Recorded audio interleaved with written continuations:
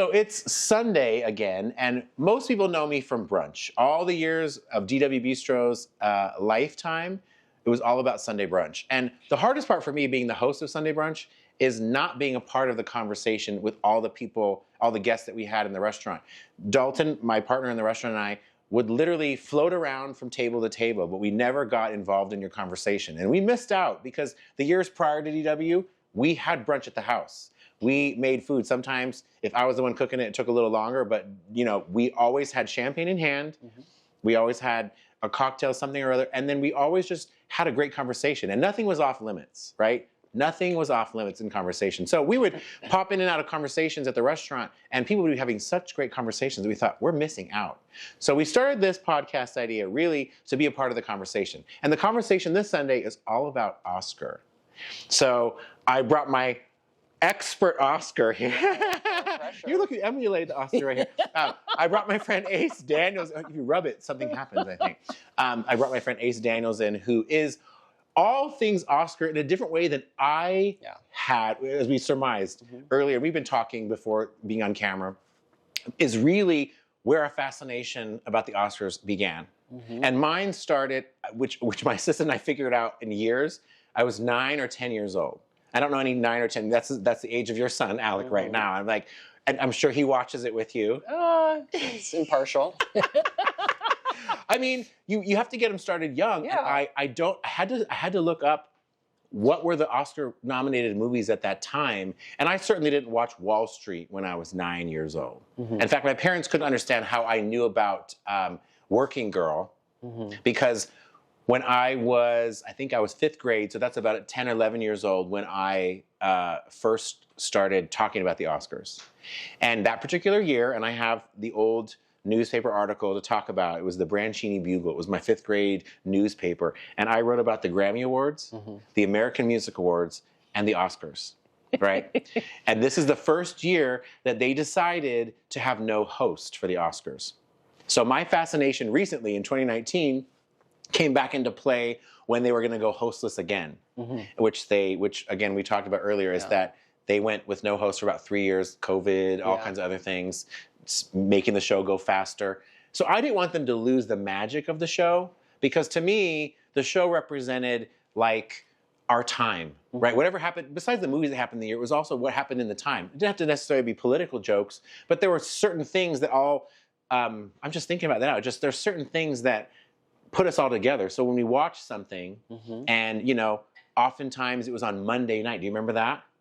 The Oscars? Were on Monday night before. Because I remember having to race home to watch Billy Crystal's monologue. I think I walked in one time while Cuba Gooding Jr. had won his supporting actor award, and I missed it. And there was no rewinding it. Yeah.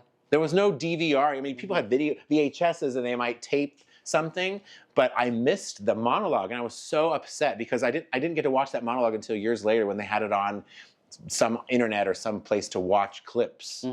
And so, but I really felt back then, at 10, 11 years old, that I was watching something monumental. And so then the next year, because the Grammys had hired Billy Crystal to do the show, they loved him so much they made him the host. Okay. And then he was the host for God knows how long. Many years. We'll fact check that later. And I was infatuated from then on because it was about the skits. It was about the writing. It was about the moments that we shared collectively the next day at work. And when people watched when people tuned into the same channels and watched the same stuff, right? When they had hundreds of millions of viewers back then. When we still had monoculture. Correct, right. And we all watched the same, my dad watched M.A.S., right? Or watched the final episode of M.A.S. It was the top rated show for a long time, which oddly enough, in our time, it became how many millions of people could watch the Bad Bunny halftime show. And we all tuned into that so we could, lend our Nielsen rating or whoever does the ratings anymore to find out that we all watched that together. But I brought Ace on because, so I've watched you post on social media over the years of Oscars, and Ace is like the person to go to when it's about the movie and the award itself, right? Celebrating excellence in the movie. Yes, celebrating excellence in cinema. I do consider myself a cinephile, and that's my draw to the Academy Awards. Yeah. Didn't start that way. I was always very, very intrigued, but it wasn't until I really started to watch every nominated film, every nominated performance, and just everything that's nominated that That's I really got amazing. invested. Yeah. So it's my Super Bowl. And and that's what I was going to say. You know, like we talked prior that you know, it's such a special show for us that we don't talk. And we don't expect people around us not to talk. You're not during talk. I thought I was the only person. And your husband, who was here earlier, said if he misses a part, he'll rewind it because you came in talking. I mean, let's be honest. And you know, I got a chance to go a couple years ago when Jimmy Kimmel was hosting, and I got to actually walk the red carpet the day before. So I got to do all these things as a bystander during the day before. But I was telling you, I watched actually the ceremony from the Abbey, from the bar in West Hollywood, and I was so amazed that the gays didn't talk either. None of them talked. They watched. And they had go-go dancers, and the go-go dancers would go up during the commercial break, and they'd come back down. When the show came back on, they'd turn the sound down, the loud music, and people would be dialed in to watching the award show. Yeah. I thought that was. We had a different experience. We would do the Elton John Oscar party. Right. He did it way more than I did. I went 3 years, and we actually would work the event and then stay for the after party. But it was really hard to focus on the ceremony itself because everybody's just talking and no one's really focused. So after 3 years, I was like, you know what? I'd rather just enjoy it in the comfort of my own home with nobody talking, where I can be laser focused. Because I get very emotional. I don't know about you, but I get very, very emotional. And the Oscar goes to...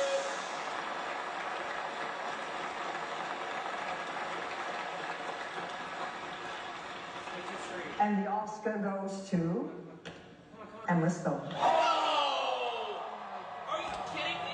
When people that I'm rooting for win. Yes. Yeah. No. When they're groundbreaking wins. 100%. So let's go right into that, because I would love to know from your standpoint, like what moment that you remember like that was somebody that you were so happy that won. That's a really, really good question. The first one that comes to mind was last year was Zoe Saldana. Yes, because she is a Dominican American like myself, and as someone who's been following the Academy Awards since I was a child, I've never seen myself truly represented on stage. Now, when I saw A.M.P.A.S, and that was my favorite film last year, even though it went through the whole like scandal with Carlos Sofia's Gascon, and it really ruined its chances of winning Best Picture. But seeing that film, I knew she deserves this merit-wise, and she's done so much goodwill in the industry that this is her time. So we all knew that we were leading to that moment, and when it happened, I will never forget, like, I had the ugliest boo-hoo cry, fell out of my chair. I was overwhelmed just to, for the first time, see myself represented on stage. It was beautiful. Representation really does matter. It does, and I that's so interesting because, you know, when the industry awards a person based on that idea that they've been in the industry a long time, that brings me to a person that literally I still can't understand why she's never won, is Glenn Close. Like, this whole spoof that I did a couple years ago with the Oscars, wanting to host the Oscars, I had this whole Glenn Close moment because she was nominated. I had these high. I mean, listen, I watched Fatal Attraction when I was young. She was nominated for that. There was a slew of other movies she was nominated for, and I thought really it was her time to win. And I'm shocked. I'm shocked sometimes. And even looking up some research for today, you know, obviously Meryl Streep is the highest awarded one as far as I think it's 14 Oscars between Best Actress and not 14 Oscars. She's been nominated 14 times. Actually, the number is 21 because it was 14 times for Best Actress, 21 in other categories, but she's the biggest loser when it comes to that because she only won 3. Which you think, how do you become a loser at the Oscars when you have 3 of them? You bring up a really good point. And this is the way I look at it. The nomination itself is the win. 100%. The nomination is the win. You're right. You know, you're right. And then winning is actually just the cherry on top. But I get so excited anytime an actor that I'm rooting for, when I see a film and I'm like, okay, that person's going to be nominated. Them getting the nomination is the win. It opens up doors for them. Right. And oftentimes when you see someone win, often, you know, nothing really transpires after that in terms of their career. But you see so many Cuba Gooding Jr. ingenues where their careers just take off because of the nomination. So even going back to so there was a time when I almost shared your same fervor in movies. I was living in Seattle at the time where much more of my life was involved in other things before it was restaurants or other life. And I remember waking up and because they did it early, I remember waking up and watching Oscar nominations happen. It would be like really early, like 4 or 5 in the morning for, you know, New York time and world time. And they would have different actors read the nominations. I actually would get up sometimes. I still get up. Yeah, you do? Oh, you do? Okay. Oh, yeah. I mean, I love that day because I look up, I say, oh, it's going to be January, whatever, after all these other things like Golden Globes. Yeah. It becomes like this whole thing. Who's calling me? Sorry, we can't talk.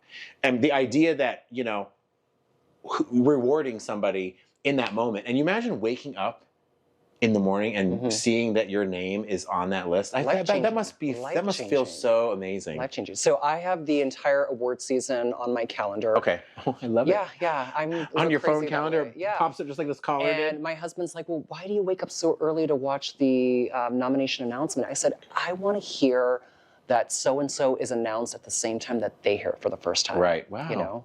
Granted, I don't know this person. It's a parasocial relationship, right?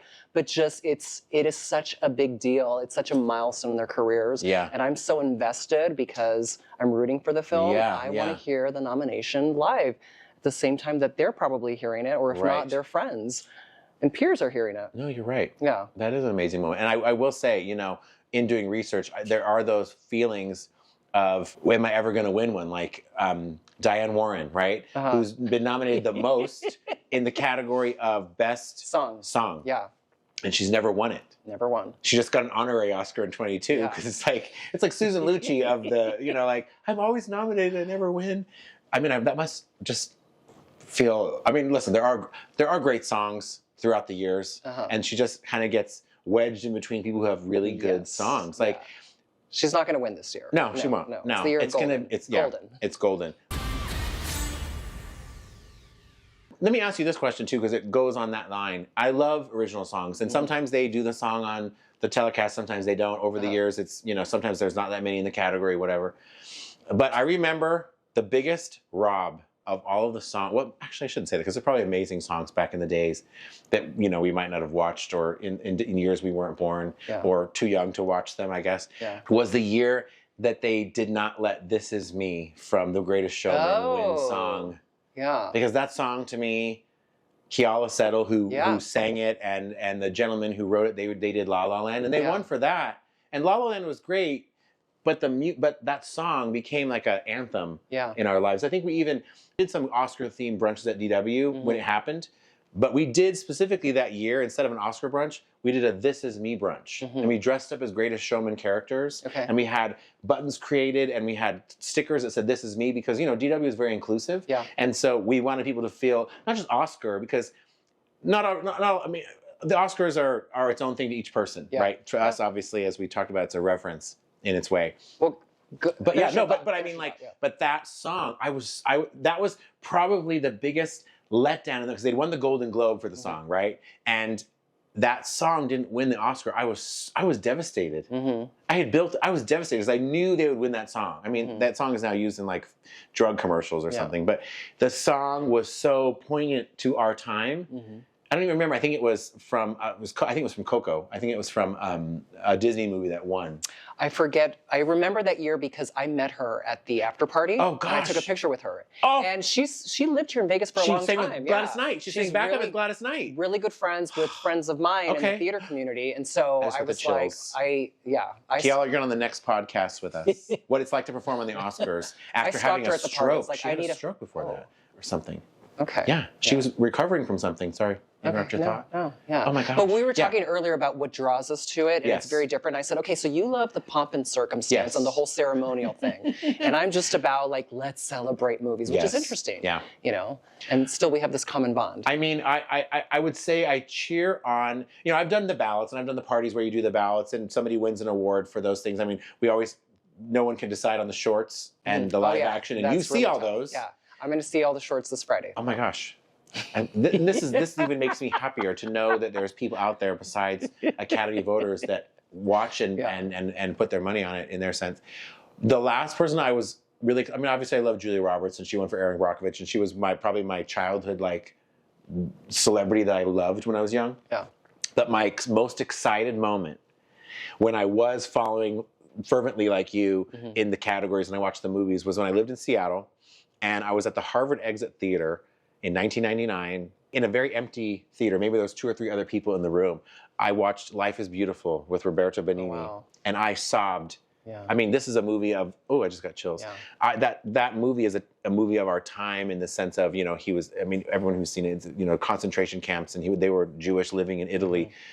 But he was so excited because I think it was Sophia Loren actually gave out the award that year. And so she yelled it out, Roberto, Roberto, and he jumps over people. Yeah, I remember that. You know, I mean, here's the Oscars. Let's like everyone's just holding on the edge of their seat to win. And he just jumps over people to get to the front of the stage. And it was the most energetic and in the broken English that he had to give that speech. And I want to kiss everybody because you are the image of the joy. And he who kisses the joy as it flies lives in eternity sunrise, said the poet.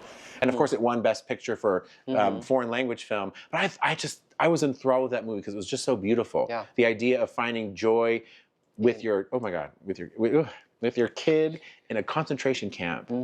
And just finding the joy all the time. That character was so infectious.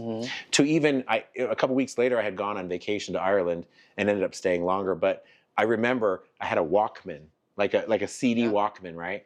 And I put the headphones on, and I was in this beautiful place in Ireland just dancing to the score from that movie. Wow. Because it was one of the most beautiful scores of any movie ever. Wow. But just his energy of winning an award. When we take things so seriously sometimes, or you prepare this great speech or no speech at all, he just represented joy, like manifested on TV. And I just thought, wow, what an amazing moment. You know, I think that's probably the last time I ever really, you know, at that point had gotten into the whole thing, because it was just And then you mentioned before that you kind of fell off a little bit. I mean, you still watched. I fell out of the ballot. So talk a little more about why you know, I think it shifted for you. I think when I first great. I mean, I think when I found how because I think actually when I did this hosting thing in 2019, when they were announcing they had no host, and I did this random pretend bid to be host, and I did this video, is that it made me go back into the time, because I was 30 years ago that I had done that that newspaper article about it, and they had no host, and I talked about Cher wearing less clothes or something. I don't even know how I don't know how I wrote this at 11 years old, but the idea that when Billy Crystal came on, and then subsequently now, you know, only a couple months ago, I got the sweet, wonderful chance to sit next to Billy Crystal at a fundraiser, and he and I talked. People shared questions with him, but I got to talk really in depth about his Oscar experience and some of the greatest moments he ever had. And so many of those moments, when you think about what the Oscars used to be, like more recently, Ellen taking a selfie with people, but his production value was.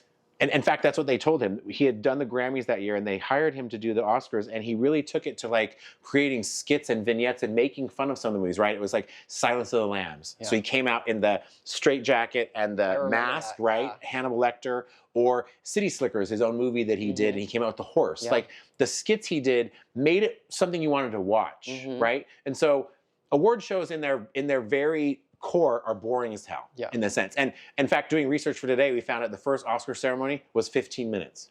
Oh. Yeah. I mean, and it wasn't obviously televised, but it was giving it out. And so it was like, and the awards kept expanding. And I'm with you on the awards. They should never leave out an award in the show. When they started canceling out awards, to not have that moment on stage. Like, they do their scientific show and they get to be at a ballroom and get their award. But there is a feeling, right, of getting that award for excellence in your field. And it's funny that we watch the Oscars. I mean, now the Emmys have gotten more viewers because a lot of streaming shows, but the Oscars have always been the pinnacle to that. And so I think, to me, it became more like when I did that video in 2019, why I didn't want them to not have a host is I didn't want them to lose the magic of the show for those of us that watch for the show. And as we were talking prior, they're going up to their 100th Oscar in a couple years, like the 100th anniversary of the Oscars. And what will they do if not pay homage to what was and who's done it? I mean, Bob Hope was I was a huge fan of Bob Hope when I was young, and he is the longest running host now at 19 of them. Okay. And, you know, he did the USO, and he always was you know, comic relief for the soldiers, but he became, you know, he didn't win any Oscars, and he's like, I was the host. And that's where it became like, to me, you have the opportunity, not just in the awards, you have an opportunity to entertain people and to do it in the right way. And over those last few years, they just started missing so much of the beat that I would watch. But I think I started to lose the luster of the movies because I lost the luster in the production of it. Okay. All right. So we come to it for two very different reasons. 100%. What do you think about Conan? Oh, so Conan is fun. I mean, Conan is in a unique place. I love Jimmy Kimmel, and I think Jimmy Kimmel's done a great job in all other areas. And I think, he was unfortunately the one host when it came up to the snafu of the Best Picture moment in 2017. When it was La La Land and it was Moonlight. I could not believe that was happening. Yeah, well, surreal. I know that was that was a moment. But I welcomed it because Moonlight did deserve it. Moonlight was a great movie. Absolutely, yeah. Hands and I down. usually watch the movie after, in fact, after that one Oscar, was it last year? After one of the Oscars I watched, it was last year. I watched Conclave. Oh, I love And Conclave. I was after the Oscars was over, I watched that and I was like, this movie should have won. This movie was good. Oh yeah. This movie was damn good. It was my Don't give it away if you haven't watched it. It was my favorite going into the ceremony. Yeah. So what's very telling for me? I'm going to sidebar a little bit. Please. So I keep up with everything as it's being released. I want to have the theatrical experience. Yeah. So there's a lot of work that I have to do just to be in the know of what's happening. I have to keep my ears to what's happening at the different film festivals, what is getting hot buzz, and then just keep my eyes peeled for when it gets its theatrical release here in Vegas. Okay. And now the theatrical window is so short, it's 7 days. So I have to make it to the theater as soon as it gets released. It's very unfortunate. Used to be 45 days. That's what it should be. It's now 7 days. But my point is, what's very telling for me is if I go see a movie in the movie theater more than once, that's very telling that this is resonating for me. And there's usually 3 films each year where I will go see it more than once in the movie theater. And Conclave was one of those. I saw it and I told my husband, you have to come see this film. And we went and watched it together. Yeah. So I'll drag him to the really, really good ones. I don't think I finished... What was it called? What was the movie that won? Anora. I don't think I even finished that movie. No, I didn't. Sorry. It's okay. It's okay. I was a little surprised that it won. Yeah, no. Yeah. I'm always surprised. Crash. Yeah. That is just a mistake. I mean, Shakespeare in Love. There's a list of movies back in those days where you're like, that sounded like a campaign to win the award. Crash is the year Crash was just robbed it from Brokeback Mountain. Brokeback Mountain. Yeah. And you're talking to 2 Brokeback Mountain fans. So that's unfortunate. Yeah. My favorite year was the year that Parasite won. Oh, okay. Parasite. If I had to rank my favorite. That was COVID year, I think. It was 2021. Well, it was 2020. Okay. So the 2019 year going to the 2020 ceremony. Yeah. Yeah. And they had no host for that one either. No, they didn't. Okay. No, that was 3 years. They decided. Ask me any of those questions about hosts. I'm like, nope, they didn't have one. The useless Jeopardy information that I know if that category was on Jeopardy, I would kill that category just like you would kill Oscar winners. So have you seen any of the films this year? No. No? No. I saw Wicked, but it's not nominated. I knew it wasn't going to get nominated. No, you know what? Truth to that movie, the first one was just so good. Yeah.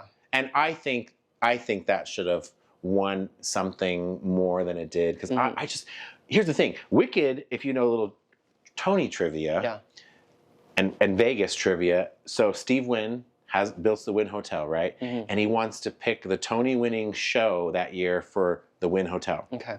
And they had already planned that it'd be Wicked.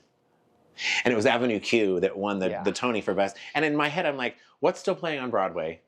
I mean, Avenue Q was very inventive and very fun. And the producers of that show worked really hard campaigning for it to win the Tony. Yeah. But Wicked has lasted all this long time. And it's not that the award is indicative of a movie that, past the test of time, because a lot of movies that we've always loved never win those things. I mean, The Greatest Showman was a cult classic that people raced to afterwards because it was such a feel-good movie. It was such a good movie. That's why I was so mad about the songs. Clearly, you can see I'm going back to that song. I'm really mad about that song.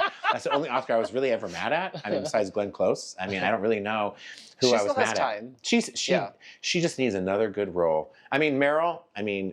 And Sally Field and people over the years and Shirley MacLaine and people that you see that are icons in the movie industry who win awards, or Olivia Colman. That's another person who wins a lot of awards. I'm giving away things I was going to tell you, like questions and quickfire Olivia questions. Colman won the year that Glenn Close was supposed to win. Correct. Yes, everyone thought that was Glenn's year. Okay. And then... Yeah. I mean, it goes to a deserving person. Yeah. And it always does. Gwyneth Paltrow. Yeah. Sorry. I forget who she was up against that year. Oh, I was probably a huge every other talented person. Shakespeare in Love. I love that movie, but I forget who she was up against. I don't remember. That's a fact check later. Yeah. Yeah. So you were. So this is fun. So you worked the parties. Yeah. That's amazing. Like an after party. It was fun. Oh my gosh. Yeah. Like, so you saw all these people come in. So what was one of your most nerve-wracking things about working the party? So I did it 3 years. And the first year I asked him, could you put me at the VIP table, which is Elton's table, which is right in the middle of the dining room. And he gave me the easiest job. Okay. I just floated around and was on wine service. Okay. So yeah, just refill. Yeah, I just bring people beverages. I refill their wine. So, but that first year I was on his table, and so I just observed and watched and would circle. And if I saw something getting low, I would refill it. Okay. And there were a lot of beautiful men at his table, all men. Yeah. And I will never forget pouring white wine for Eric McCormick from Will and Grace. Yes. And I was like this, shaking. And he was mid-conversation with the person next to him, so I was in his eye line, and he stopped mid-sentence to stare at my shaking hand. Oh my gosh. And just remained silent while I topped off his white wine. And then he looks at me and he's like, thank you. And after that year, I said, don't put me at Elton's table anymore. Okay. You're like, fair enough. I probably would have dropped the bottle on somebody.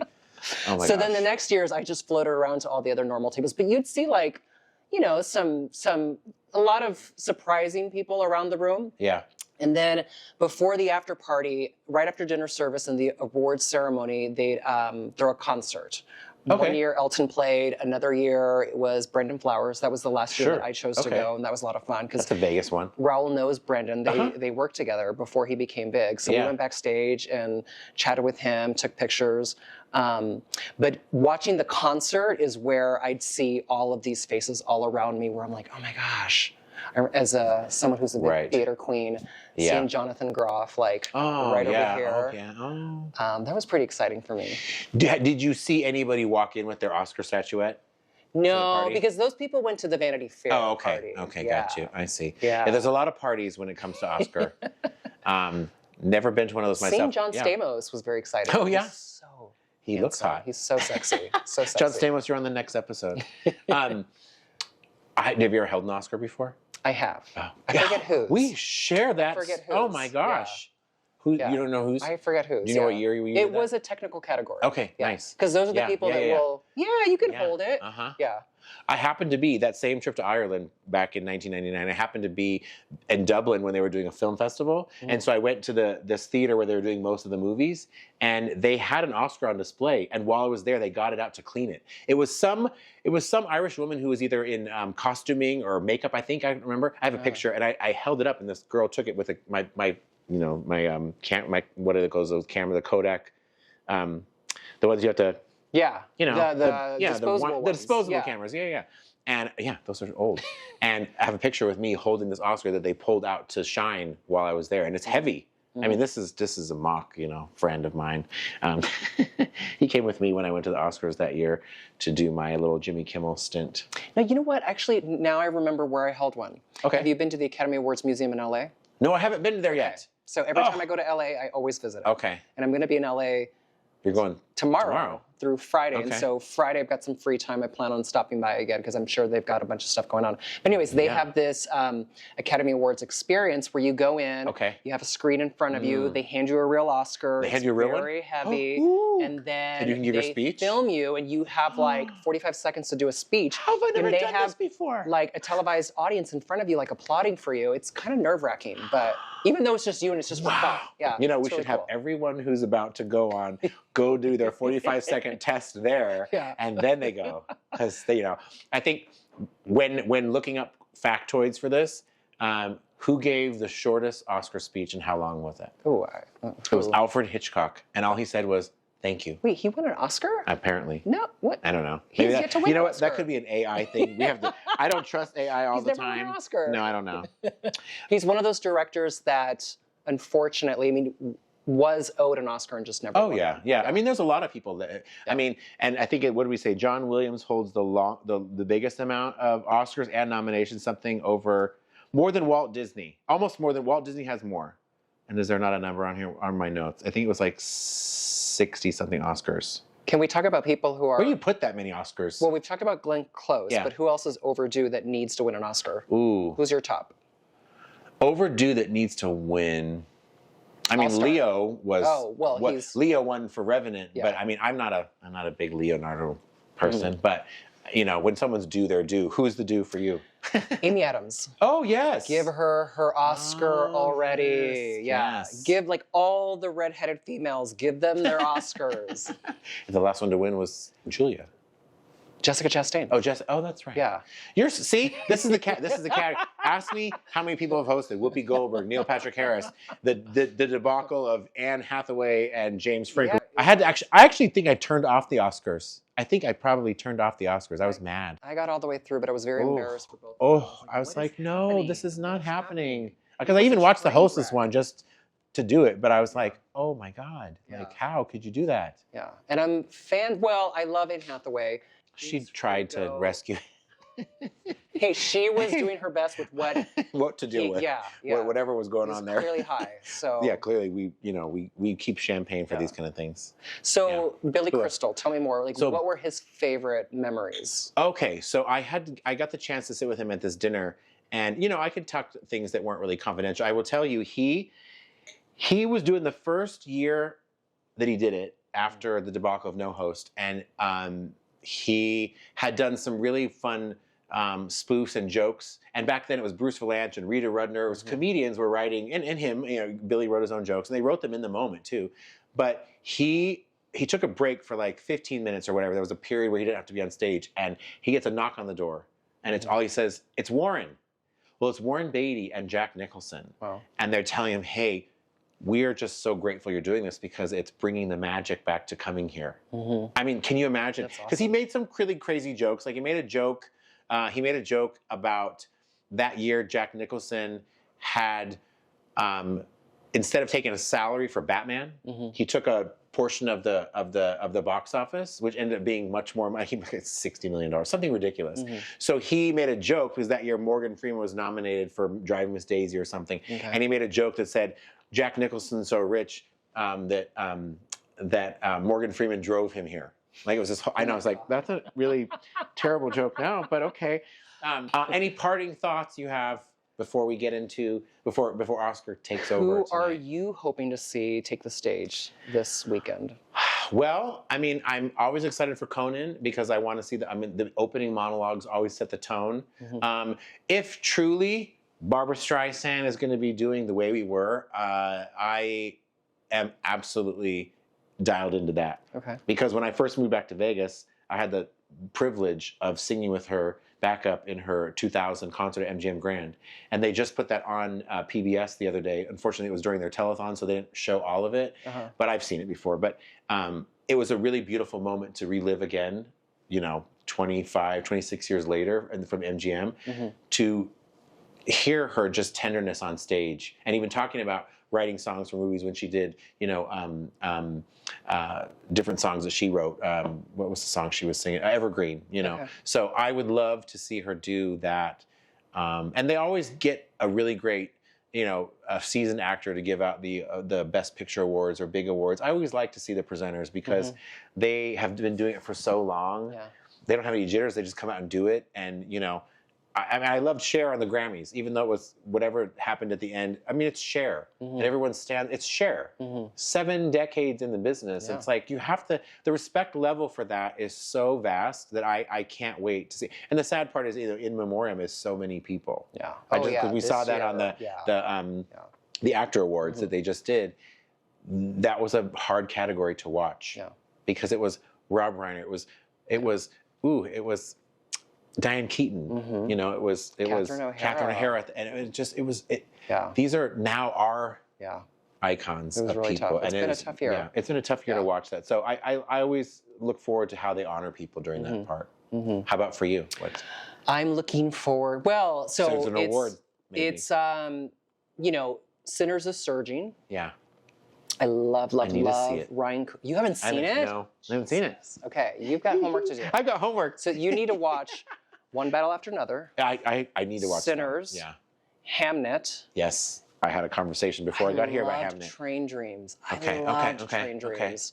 And also, what was I was so excited that F1 got a Best Picture nomination. Okay, I heard that was good too. And a lot of the conversation was like, really F1? But that was like in my top 3. Loved that movie. I saw it twice. Yeah. The second time with my family. Yeah. One of the most exciting things that I've seen this year. Yeah. But what I was going to say is, so Sinners is surging. I love, love, love Ryan Coogler, but this is PTA's time. Okay. Paul Thomas Anderson. Okay. So Yeah. I'm looking forward to seeing great. him on stage. He's never won one? No, this is his time. Okay. So I'm with you. And then also, what makes this year very exciting is that for the acting categories, except for Best Actress, they're wide open. And typically, you follow the precursors, and the precursors make the Academy Awards very predictable, which is annoying. It dulls it a bit. But this year, everything outside of lead actress is pretty wide open. Okay. Supporting actor is kind of starting to feel like it's Sean Penn, and that was my favorite performance, but I'm also all for Stellan Skarsgård. Okay, oh yeah. But I would love to see Tiana Taylor take the stage. Okay, and that's for supporting actress for One Battle After Another. She was so dynamic. I have to see that too. So dynamic. Yeah. And I love Amy Madigan, but I would love to see Tiana Taylor. So that's an old name too. That's awesome. Yeah. Well, we look forward to watching it. Yeah. I can't wait to recap with you in another episode. But for now, this has been sort of the first pilot episode. All things Oscar. I'm happy. Thank you for coming today. Thank you for the cheers over invitation. Mr. Oscar right here. Until next time, enjoy your brunches.